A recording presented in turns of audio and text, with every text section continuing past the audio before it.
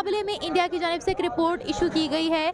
Global minority index made in India index के तहत ये रिपोर्ट इशू की गई है। इसमें बेसिकली ये दिखाया गया है कि माइनॉरिटी राइट्स में सेक्युलरिज्म में इंडिया पहले नंबर पर आता है, चौथे नंबर पर रखा गया है यूएस को, 90th नंबर यानी कि 90 नंबर पर रखा गया है चाइना को, 104th 104 नंबर पर रखा गया है पाकिस्तान को। एक बात माने, पाकिस्तान डिफॉल्ट होने के करीब आ गया, लोग एक वक्त के खाने से महरूम हो गए, लोग तालीम से महरूम हो गए। शटअप कॉल दी गई है इंडिया की जानिब से अमेरिका को, और ये भी कहा गया है कि अब कोई और गलत रिपोर्ट हमें इशू करके दिखाए, हम बराबर का जवाब देने वाले हैं आपको, यानी कि अमेरिका को। बहुत सारे हिंदू कहते हैं कि यहाँ पर हमारे चाचा परदादे जो थे, अगर हम भी देखें तो हम भी कन्वर्टेड हैं। बात ये है कि आपकी इकोनॉमी ऑलमोस्ट शट डाउन में। हिंदुस्तान इंडिया हमेशा से एक पॉइंट ऑफ व्यू उठाता है, जब पाकिस्तान आज़ाद हुआ था तो तकरीबन हमारे पास 20% या 25% हिंदू मौजूद थे, लेकिन अभी वो सारे खत्म हो गए, सिर्फ 3% या 4% हिंदू रह गए। तो वो सवाल करते हैं हमसे, वो कहाँ गए हिंदू?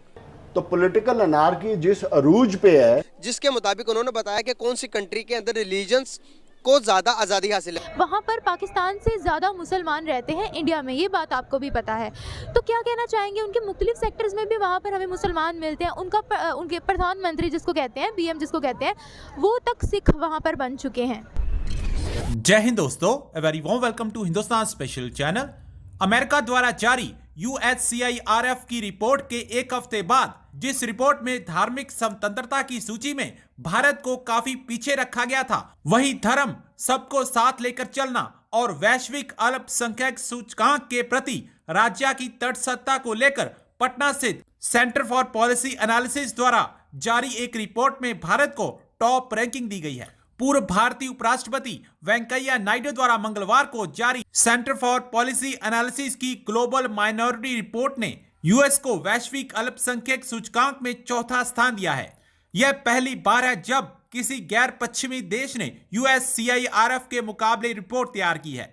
यह दावा करते हुए कि पहली बार एक एशियाई या गैर पश्चिम देश ने इस तरह की रिपोर्ट तैयार की है। रिपोर्ट के लेखक और CPI पटना के अध्यक्ष दुर्गानंद झा ने कहा कि वह अपनी रैंकिंग के बारे में शिकायत करेंगे, हम नहीं। रिसेंटली यूएस की जानिब से एक रिपोर्ट इशू की गई थी, बेसिकली उसमें इंडिया का जिक्र था और ये कहा गया था कि अगर फ्रीडम ऑफ रिलीजन की बात की जाए, माइनॉरिटीज़ की बात की जाए, तो इंडिया में माइनॉरिटीज़ को राइट नहीं दिए जा रहे, फ्रीडम ऑफ रिलीजन इंडिया में नहीं है। जिसके मुकाबले में इंडिया की जानिब से एक रिपोर्ट इशू की गई है। Global minority index made in India index के तहत ये रिपोर्ट इशू की गई है। इसमें बेसिकली ये दिखाया गया है कि माइनॉरिटी राइट्स में सेक्युलरिज्म में इंडिया पहले नंबर पर आता है, चौथे नंबर पर रखा गया है यूएस को, 90th नंबर यानी कि 90 नंबर पर रखा गया है चाइना को, 104th 104 नंबर पर रखा गया है पाकिस्तान को। शटअप कॉल दी गई है इंडिया की जानिब से अमेरिका को, और ये भी कहा गया है कि अब कोई और गलत रिपोर्ट हमें इशू करके दिखाए, हम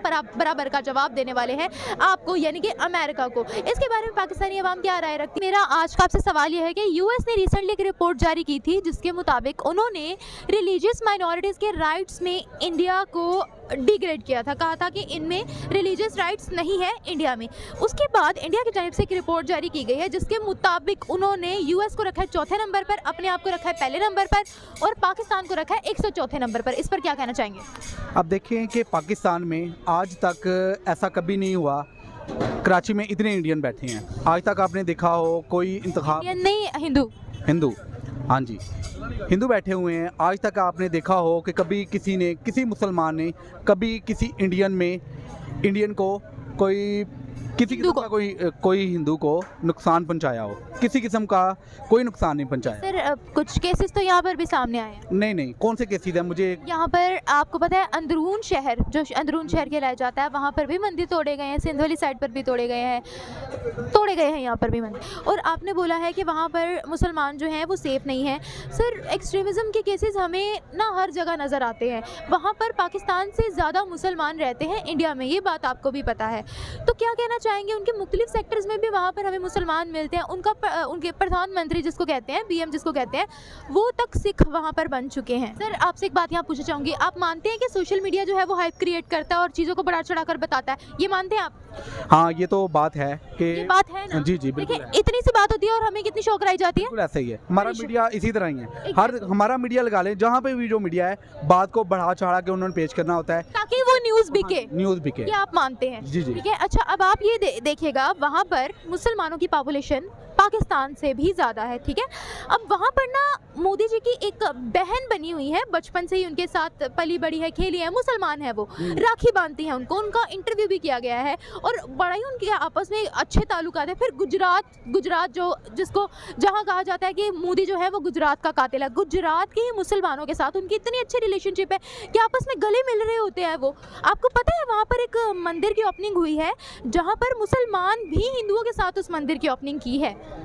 क्या हमें ये चीज़ दिखाई जाती है? नहीं हिंदुस्तान इंडिया हमेशा से एक पॉइंट ऑफ व्यू उठाता है। जब पाकिस्तान आज़ाद हुआ था तो तकरीबन हमारे पास 20% या 25% हिंदू मौजूद थे, लेकिन अभी वो सारे ख़त्म हो गए, सिर्फ 3% या 4% हिंदू रह गए। तो वो सवाल करते हैं हमसे, वो कहाँ गए हिंदू? असल में जब पार्टीशन हुई तो पार्टीशन के वक्त यहाँ पर बहुत सारे लोग जो है वो यहाँ से हिजरत करके चले गए और उनमें से जो बाकी लोग बचे वो बहुत ही कम तादाद थी। अगर हम टोटल अपनी आबादी का देखें तो हम 98% मुस्लिम है, 2% जो है वो हमारी अदर पॉपुलेशन है।